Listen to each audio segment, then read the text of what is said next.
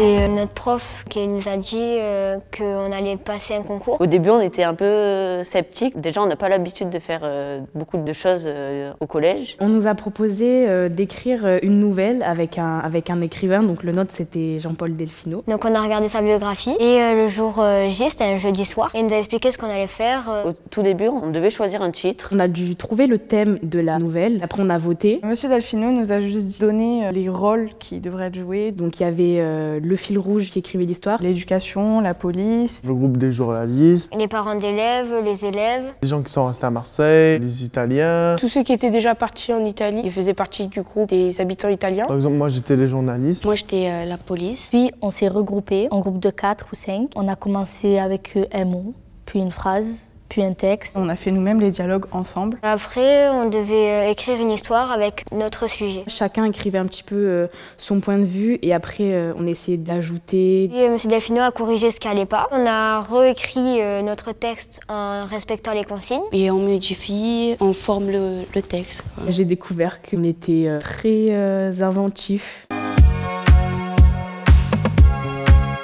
On s'est basé sur notre réalité. Ça parle d'une classe de 3e 1, donc notre classe. Qui devait partir comme toutes les autres classes, faire un voyage. On nous a annoncé cette année qu'on partirait pas en Italie. Ça a suscité beaucoup d'énervement dans la classe. On a décidé de faire notre voyage seul, sans l'aide de personne. Donc de faire une fugue scolaire. Donc on s'est débrouillé un peu par-ci, un peu par-là pour pouvoir trouver les moyens. Mais il va y avoir un petit problème avec la classe. Personne ne pourra passer à côté de cette disparition mystérieuse. On a voulu partir pour leur prouver qu'on n'avait pas besoin des professeurs pour partir en Italie. On aurait voulu que ça se passe comme dans cette histoire. Dans la réalité, on part pas en Italie. C'est pour ça qu'on a écrit cette nouvelle. C'est un peu un voyage spirituel.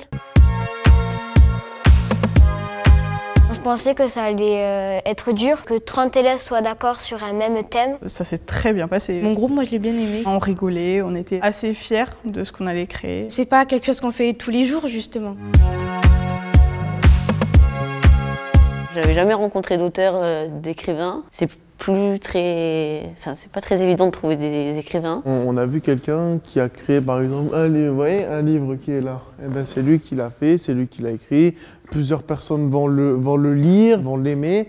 Et ça veut dire voir la créativité d'une personne juste en écrivant et dire son point de vue, ce qui est incroyable pour moi. Pour moi, c'est un humain comme les autres.